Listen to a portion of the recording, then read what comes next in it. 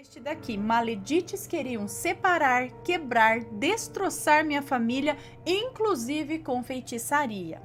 Então vamos lá. Olá, Ana, Matheus, assombrados e assombradas do canal. Acompanho os vídeos desde Deus sabe quando, faz realmente muito tempo. E sou apaixonada em dirigir para o trabalho, ouvindo vários relatos que você conta com o maior respeito pelo sobrenatural e pelas vidas das pessoas envolvidas. Me apresento como Fulana.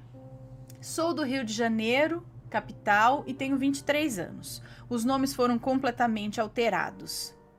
Digo que este relato é sobre maledites, mas poderia abranger também a categoria de aparições, vultos, feitiçaria, maldições, etc. Afinal, o que aquelas duas fizeram não está descrito em nenhum manual por aí. Manual, tá? Não manuel. Eu cresci em uma família pequena, mas unida. Eu, minha mãe, minha avó e meu avô. Já como parentes por parte de mãe existiam duas mulheres, as maledites deste relato, e outros membros da família, sendo estas primas de sangue da minha avó, mãe e filha. As chamo de Denise, a maledite mais nova, a filha, e Sandra, a maledite mais velha, a mãe, e minha madrinha de batismo na Igreja Católica, inclusive, ok? Minha família e essas parentes sempre tiveram relação com a Umbanda, aprendendo todos os caminhos do bem e evitando pessoas que faziam coisas erradas, utilizando a religião como pretexto. E não é o próprio... utilizando a religião como pretexto e não o próprio caráter. Contudo, conheciam essas pessoas, né? Então, significa... Peraí. Então a família tinha relação com a Umbanda, evitando essas pessoas ruins, porém conheciam as pessoas, mas evitavam esse tipo de pessoa. Bom, muito bem. Desde que eu era nova, essas duas aí, maledites, falavam mal da minha mãe, falavam mal da minha avó e da minha bisa, enquanto viva. Sempre houve uma disputa entre a minha bisa e a irmã dela, a mãe da Sandra, maledite mais velha, tá? Onde a irmã dela vivia comparando as casas que tinham, as roupas que vestiam, enfim, tudo que possuíam. Quando a minha bisa e a irmã da minha bisa vieram a falecer, a maledite mais velha assumiu a família de lá, hoje composta por ela, pela maledite filha, pelo marido da filha e os dois netos, um menino mais novo e uma menina mais velha. Enquanto a minha avó assumiu a família daqui. Bom, ela de lá continuou com as comparações, dessa vez com a minha avó, diminuindo a minha mãe por ser a estranha. Sempre gostou muito de estudar a minha mãe, sabe? Dizendo que eu não poderia ser diferente de algo ruim também. Apesar disso, eram família, né? Primas, enfim. E minha bisa insistiu que a maledite mais velha fosse minha madrinha de batismo. Assim, eu sempre ia para casa delas passar fins de semana. Fins de semana estes onde elas me colocavam para dormir no chão com os cachorros da casa. Eu adorava, pois eu amava aqueles 3 bichinhos, mas eu não entendia a maldade e o risinho delas. Sonhava, olha só, fazia de maldade para a menina dormir. Ela gostava, porque criança é inocente, né? Sondavam tudo sobre a nossa vida, ou tentavam, pois nunca fui de falar muito, sabe? E ostentavam coisas que não tínhamos, como por exemplo, TV a cabo, piscina no quintal. Na época, nos anos 2000, isso era muita coisa, mas hoje percebo que tive uma infância feliz sem essas coisas materiais. Os anos se passaram e as maledites alugaram uma casa de praia, no estado do Rio, por volta de 2008, e chamaram mais 2 famílias para dividir com elas, a nossa e a de uma mulher que hoje é nossa amiga. Lá aconteceram coisas surreais. Nunca conseguíamos ir sem elas na casa, apenas quando tiramos a cópia da chave fomos escondidas. Nossos móveis nunca conseguiram chegar lá, pois a entrega sempre atrasava, o caminhão quebrava, etc. Minha calopsita de 1 ano de idade adoeceu a ponto de vomitar tudo o que comia e precisamos levá-la ao veterinário da outra cidade, sendo que ela é uma ave saudável, está conosco bem até hoje, com 13 anos. O vidro do nosso carro trincou, sem nada que pudesse acertá-lo. Ele ficava coberto com lona e de repente trincou. Eu ganhei um notebook no Natal daquele ano e esse aparelho passou a vida útil dele dando defeito. Imagens negras apareciam na tela, como se fossem defeitos do plasma, sabe? E o terço da preta velha da minha avó estourou assim que penduramos atrás da porta do nosso quarto, por exemplo. Foram períodos de brigas até que decidimos sair dessa casa. A outra mulher também desistiu, e assim cada uma foi para uma casa menor. Entre idas e vindas com essa parte dos parentes, a maledite filha engravidou da primeira menina dela e colocou minha mãe para ser madrinha. Falava horrores após o nascimento da menina e insinuava que a minha mãe não dava presentes bons a ela. Ensinava a criança a pedir atenção da minha mãe, dizendo que ela ainda era criança e precisava mais da atenção do que eu, que tinha por volta de uns 14 anos. Minha mãe não caía nessa, e assim a fúria delas aumentava. O motivo que citei na introdução deste relato, vultos, aparições, etc., eu conto a partir de agora. Tudo começou quando alugamos uma casa chamada de Cogumelo. Muito pequena, mas próximo à praia e fácil de manter organizada e limpa. O lado negativo? Vizinhos das maledites. Era nosso carro sair e a casa era vizinha à casa das maledites. Era o nosso carro sair e voltar, que a Denise, a maledite mais nova, enfiava-se na nossa casa e ficava revirando sacos de compra. Ela abria nossos armários de roupas, fuxicava em tudo perguntando o preço, onde compramos, se estávamos mantendo bem a casa. Nessa época, meu avô se lembrou de uma história de um relógio caro que ele tinha. E após a visita da Denise na nossa casa, lá para os anos 80, quando ela tinha uns 16 anos, o relógio sumiu.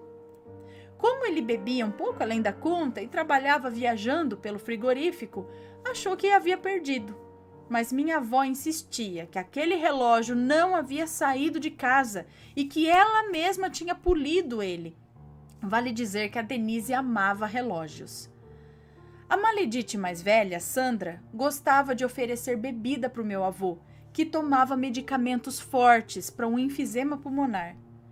Para ele se enfraquecer e contar tudo o que se passava na nossa casa, principalmente fontes de renda. A filha da maledite, mais nova, dizia que olhava para mim e via caveiras, caixões, cemitério e rindo, dizia isso. Assustador ouvir isso de uma criança com 6 anos. Nessa pequena casa, um dia sozinha com uma amiga, vimos as duas, um vulto negro refletido na janela, sem nada atrás de nós. Flores murchavam em menos de 2 horas na casa. Apareceram baratas imensas saídas dos ralos e o cachorro do vizinho da casa dos fundos ficava horas latindo para nossa porta de madrugada. Minha avó vivia fazendo limpezas espirituais na casa, firmando energias positivas lá, de forma que nunca nos aconteceu nada diretamente. Decidimos sair de lá e conseguimos uma casa maior, dos mesmos donos do apartamento onde as maledites estavam. Elas diziam sempre que essa casa existia, mas nunca haviam mostrado para nós e diziam que era grande demais para nós 4. Quando alugamos e elas descobriram, aconteceu o pior. A maledite mais velha sempre passava por volta de 6 da manhã do outro lado da rua da casa. Meu avô via, pois ele madrugava na rede da varanda, na frente.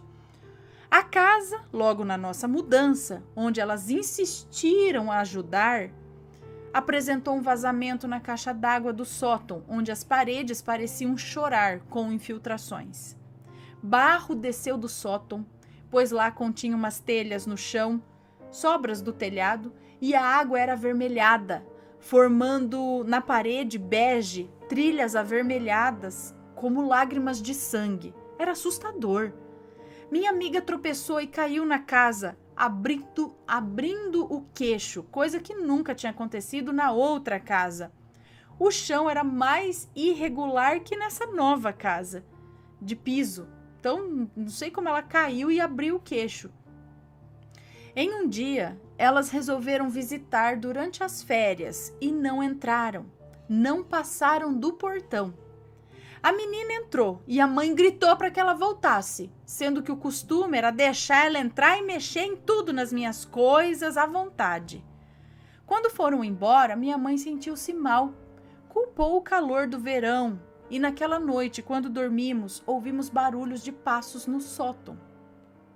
Após esse dia, as brigas em nossa casa foram frequentes. Por motivos bobos, como discordar do que era o almoço do dia. Brigas simples, normais em qualquer família, puxavam argumentos pesados e que magoavam a nós todos. Brigas simples, normais em qualquer família, puxavam argumentos pesados e que magoavam a nós todos. Copos amanheciam trincados, portas apareciam com as maçanetas forçadas para fora. Nossa calopsita assustava-se quando andava pela casa e não queria sair do colo da minha mãe. Em um dos dias, brigamos todos horrivelmente. Minha mãe gritava pela casa com os olhos fechados, rasgando o vestido, gritando coisas desconexas e ameaçando se cortar com uma faca. Das 3 mulheres da nossa família, minha mãe era a menos dada a gritar e nunca havia feito nada do tipo. Minha avó a rezou com algumas ervas que plantávamos no quintal, as quais estavam murchando apenas do trato de estavam murchando apesar do trato de sempre. Rezou a casa toda e decidimos esperar para ver se surtia algum efeito. No dia seguinte, estava andando pelo corredor da casa quando vi a porta dos fundos se abrir e ranger. Ouvi barulhos de ossos estalando. Sabe quando estalamos os dedos? Ah, sim. Aquelas quando faz trec, trec. E um vulto preto encurvado, disforme. Aquilo entrou pela porta dos fundos, rindo, gargalhando, espalhando uma fumaça preta por trás de si e um cheiro de carne podre. Minha avó sentiu o cheiro, meu avô, idem. Mas nenhum dos dois conseguiu ver aquilo quando eu gritei por ajuda. Até hoje minha espinha gela ao lembrar disso. Decidimos procurar ajuda externa ao problema e uma amiga da família nos indicou uma senhora rezadeira e que jogava cartas. Nela, soubemos que as mulheres jogaram raspas de chifre de veado na casa, em todos os cantos, por dentro e por fora, ao longo de alguns dias. Que todos os dias de manhã, a maledite mais velha, Sandra, passava pelo outro lado da rua recitando uma maldição e que na visita que fizeram nas férias acabaram por jogar um pó que misturava pó de asas de pombo para sairmos da casa, mais raspas de chifre de veado que era para gerar brigas e confusões, e sal que era para gerar desarmonia. Entre outras coisas obscuras que a senhora rezadeira não se atrevia nem a falar. Uma das coisas que ouvimos dessa senhora foi que o desejo era que nada de bom crescesse na casa e que a família se desfizesse, assim como a felicidade delas se desfez ao nos ver prosperar. Olha que cabecinha de jirico, gente, pelo amor de Deus. Que salgavam aquele chão para que nem pessoa ou planta viesse a crescer. Fizemos uma série de limpezas na casa, tanto materiais, com produtos de limpeza mesmo, quanto espirituais, com defumadores, águas de cachoeiras, água do mar, incensos, pós para atrair coisas boas, ervas. Foi difícil. As velas não acendiam de jeito nenhum. Nossos incensos se quebravam, mas conseguimos.